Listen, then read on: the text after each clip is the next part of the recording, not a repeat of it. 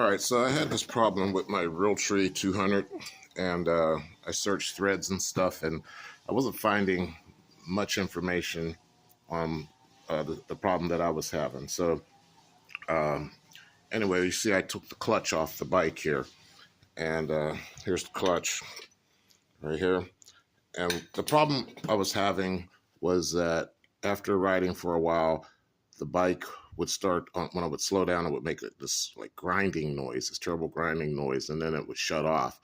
And so I started searching threads looking for what the problem was, and I really wasn't finding anything. But I did find something that says that you have to oil uh, right here at this little gap.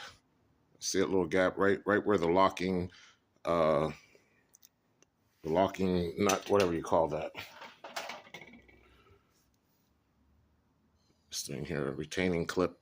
Uh, it goes, on there, and it keeps the drum of the clutch, from coming apart from the clutch itself. So it keeps that together.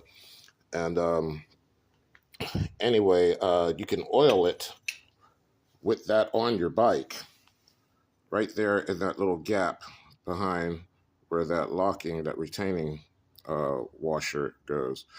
And I thought to myself, well, that's a lot of freaking hassle to take that cover off every time. So what I did was, or what I'm doing is, I'm just putting grease inside the hole there so that when it's spinning around the shaft, it's not metal on metal.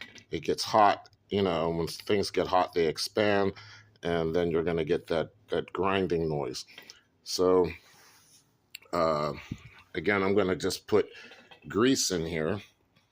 I've already done it, but I'm going to, maybe pack a little more grease in there so that you don't have that surface rubbing against another metal surface in there, and put it all back together.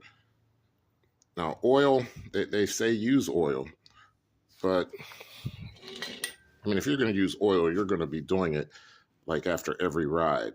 If you use like some really good high temperature bearing grease, the kind that you pack bearings with, now that stuff's going to last. So you're not going to have to do that every time. So that's why I took it all apart, to pack that with grease so that it has a nice lubricated surface for that to spin on. And, I won't have to put oil on it every time after I ride it. So if you've had that problem, this may be the solution. All right, thanks for watching.